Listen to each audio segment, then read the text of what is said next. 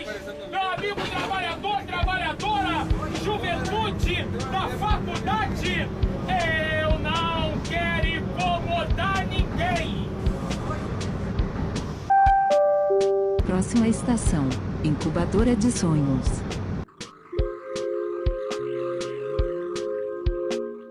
Fala pessoal, meu nome é Vitor Uchoa, sou idealizador da Incubadora de Sonhos, assistente social e editor da Luva Editora. No programa de hoje falaremos com Guilherme Cunha, um dos vencedores do concurso Incubadora de Sonhos 2021 em narrativas curtas. Guilherme, se apresenta aí, meu amigo. Oi, sou o Guilherme, tenho 36 anos, sou formado em jornalismo, moro aqui no Meier, subúrbio do Rio de Janeiro. Sempre fui um escritor, eu acho, incubado, né? em estado embrionário. No máximo que eu fiz foi uma peça de teatro que eu escrevi exatamente 10 anos atrás e que nunca foi encenada, o que talvez seja bom, porque a peça hoje em dia eu vejo era meio ruimzinha, mas é a única coisa registrada que eu tenho escrito. E esse é o primeiro livro oficial que eu fiz mesmo, publicado. Guilherme, então, o seu livro Amor nos Tempos da Pandemia, da onde veio essa ideia para a coletânea? Eu estava escrevendo um outro livro e antes da pandemia começar, e era sobre política, misoginia, eram coisas muito pesadas, sabe? Assim, e aí começou o governo Bolsonaro e tudo mais, e começou a pandemia. Aí a coisa ficou mais pesada ainda. Aí, numa das poucas vezes que eu saí de casa, eu lembro que eu espareci um pouco, eu pensei, tempo depois que passou o lockdown, eu passei na livraria, vi alguns livros que falavam sobre a pandemia, e eram todos focados no novo normal, assim, no lance da doença, né, principalmente, coisas que eu particularmente não queria muito ler no momento. Eu pensei que eu também estava escrevendo uma coisa que acho que eu não ia comprar no momento porque era muito pesado, embora não falasse sobre a pandemia. Então eu pensei, já está tudo tão pesado, né? Então eu acho que a gente podia buscar alternativas, né? A coisa já degringolou. E talvez algo que me chamou a atenção também é que eu fiz uma live e fui falar sobre alguns filmes para refletir durante a pandemia, e tinha filmes lá sobre ambientalismo, sobre algumas coisas assim. Aí um amigo meu, que é de uma produtora que às vezes eu faço um trabalho também, o Luciano, ele me chamou a atenção e falou assim: Guilherme, que coisa estranha, você falou na live que ia falar de filmes leves assim, e você fala de filme que todo mundo morre no final. Aí eu pensei, cara, realmente o meu padrão estava muito lá embaixo mesmo. Pensei, e tudo isso me fez refletir e achar que as pessoas precisavam de coisas mais, voltar ao simples, sabe? A coisas mais Triviais, né? Triviais, e ao mesmo tempo tirar prazer dessas coisas triviais para ressignificar esse momento com algo positivo, algo que poderia parecer tolo em outro momento, mas que é fundamental em momentos como esses.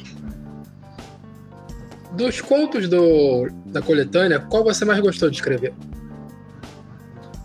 Pô, cara, eu acho difícil dizer, porque tem alguns que eu gosto mais que outros, sim, mas por exemplo, eu gosto muito do primeiro, Uma Mãe e Seu Filho. É sobre uma mãe separada que cuida do filho, e eu me inspirei em várias mulheres diferentes que eu conheci. E um ponto muito interessante, às vezes eu esperava o meu chefe ali no fórum. O Fórum de Madureira tem uma característica peculiar, quem é do Rio de Janeiro frequenta sabe, que ele fica, na verdade, em Cascadura. E ali fica uma vara da família. Então, sentado ali esperando meu chefe, eu presenciei algumas histórias sobre esse tipo de história, separação, filhos, essas coisas ali. Isso também me inspirou um pouco um conto, assim. E tudo isso tem um lado fascinante para o escritor, isso, né? E ao mesmo tempo eu acho que eu quis fazer uma homenagem a todas as mães, porque era comovente. Ela dizia assim que ela não se achava uma boa mãe, e ao mesmo tempo ela passou por muitos perrengues. A gente sabe que ser mãe é muito mais difícil, né? No caso, eu mostrei ali e quis mostrar isso. Então eu acho que é muito fácil de você se identificar com esse conto para muitas mulheres ali. Eu particularmente como escritor, quando comecei a escrever, eu tinha muita dificuldade de como homem, me colocar no lugar da mulher. Esse é uma das coisas que eu me senti muito satisfeito de poder ali, modéstia à parte, eu acho que eu consegui entrar como é que eu vou dizer assim, num universo feminino, em algo muito particular, que é a criação do filho, de uma mulher, na vida de uma mulher separada, criando um filho, e extremamente julgada por isso, a relação dela com a mãe, com o filho, com o ex-marido, com o atual namorado, e com todos esses problemas ao redor disso. Tanto que são histórias de amor, cada um é uma história de amor, cada conto é uma história de amor, não necessariamente o amor romântico. Esse conto dá toda uma volta para dizer que o amor é o amor dela com o filho. Não dou muito spoiler, porque cada conto tem, quase todos os contos têm algumas revelações, assim, né?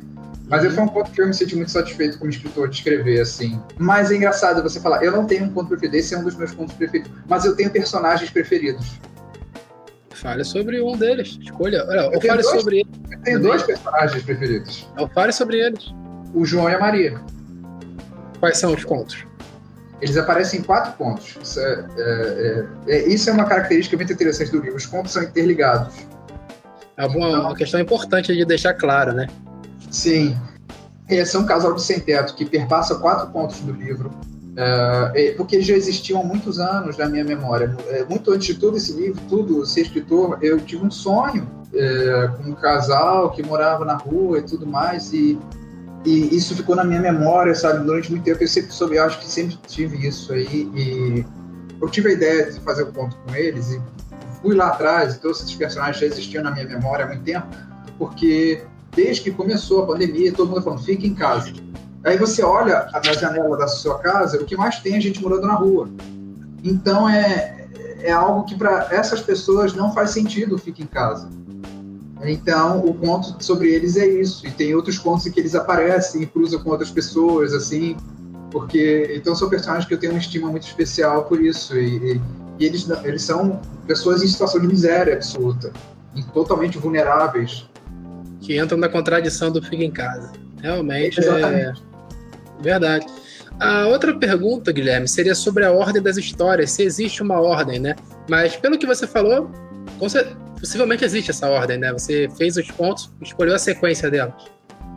A leitura pode ser feita seguindo o livro mesmo, como está no livro. Eu até diria que é melhor ler pelo que está no livro, pela ordem em que elas estão no livro. Ler de maneira linear, né? A maioria dos contos, e não todos,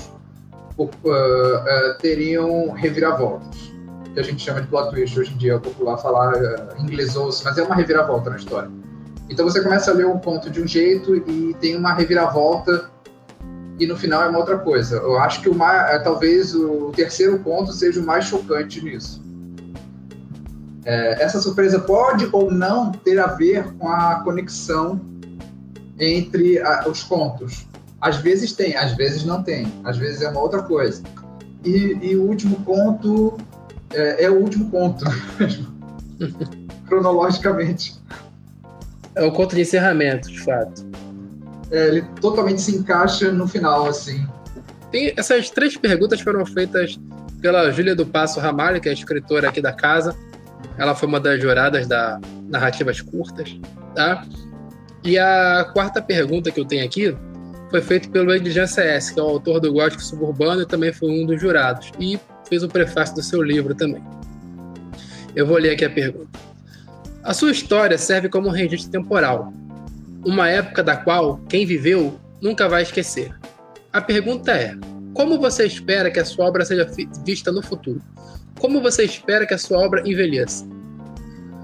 Do mesmo jeito que envelheceram as obras dos autores que eu li e que significaram muito para mim, assim, particularmente os grandes cronistas da vida cotidiana, como o Fernando Sabino, o Carlos Eduardo Novaes, o Luiz Fernando Veríssimo, né? Que hoje você lê uma história da época deles, Stanislau Ponte Preta, né? Lê uma história da época deles e você sente aquilo, né? Aquilo, eu desde novo eu li muito aquelas crônicas. Eu até vou te falar, uma coisa que eu ficava, quando eu estava desenvolvendo o livro, eu ficava, cara, será que isso aqui são contos ou são crônicas? Que era um problema desde o colégio que tinha diferenciar conto e crônica. Mas eu particularmente acho que são contos mesmo. Mas tem um quê de crônica ali, de crônica quando você fala do cotidiano, da vida, só que ao mesmo tempo é algo tão fora do normal, né? Aí você vê um conto como aquele Surpresa na Porta do Elevador, ele parece uma crônica.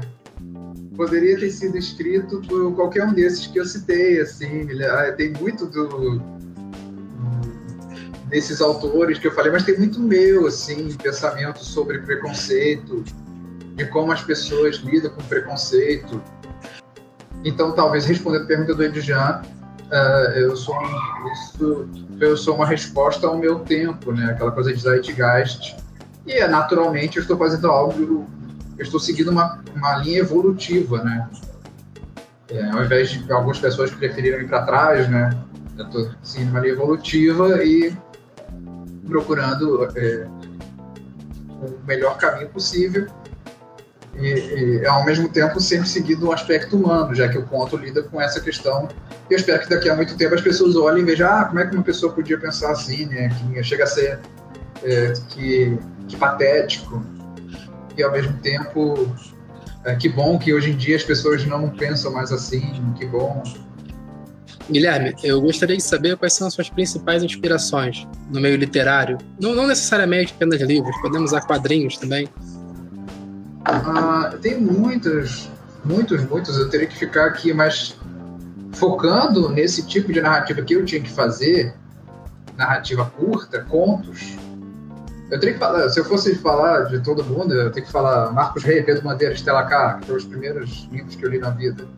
Você Machado de Almeida, aí até chega Monteiro Lobato, mas falando em contos, assim, nesses contos que eu queria, que eu acho que eu me baseei, minhas referências para esse livro, acho que foram esses que eu citei aí, o Fernando Sabino, Paulo Mendes Campos, o Rubem Braga e o Carlos Drummond de Andrade. E, além desse, eu também aprendi a gostar muito do Carlos Eduardo Novaes, do Luiz Fernando Veríssimo e do Stanislau Ponte Preta. E, então, para esse livro, minhas referências foram esses aí. Guilherme, o título Amor nos Tempos da Pandemia. Por que esse título?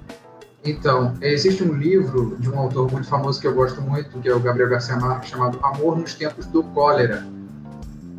E eu quis fazer uma homenagem a ele. Na verdade, eu estava pensando em qual título seria legal. Como falei no começo, eu queria botar alguma coisa leve, positiva, e eu queria botar amor no título, não ia botar... Eu sabia que eu tinha que botar Covid, ou doença, ou pandemia, alguma coisa negativa. Então, eu queria que a primeira palavra fosse amor. De repente, eu lembrei que o Gabriel Garcia Marques tinha Amor nos Tempos do Cólera, que é um livro que eu já li e eu gosto muito. E é Amor nos Tempos da Pandemia. Ficou uma coisa assim, ainda ficou uma homenagem ao Garcia Marques. Qual a importância da Incubadora Edições para o subúrbio na atualidade? Eu acho fundamental para abrir mais espaço para pessoas, né, que são muito talentosas e não têm as mesmas chances. Então, pessoal, leia o Guilherme, que ele não está aqui à toa. Ele venceu também esse concurso, com muita gente competindo. Conheça novas histórias, conheça a visão do subúrbio, conheça a visão da Baixada. E a Incubadora Edições serve para isso, para que você conheça outras realidades ou se identifique com a sua realidade. É uma questão de você trabalhar a identidade do leitor e do escritor também. E Guilherme, meu amigo, você gostaria de deixar alguma consideração final? Só isso, eu agradeço a Luva, a Incubadora de Sonhos, comprem os livros, Amor nos Tempos da Pandemia e todos os outros que venceram, e vamos valorizar as pessoas aí, dê uma oportunidade, eu tenho certeza que vocês vão gostar de todos. Então, Guilherme, é isso, a gente fica por aqui. Muito obrigado por ter aceitado o convite, participar aqui do IncubaCast.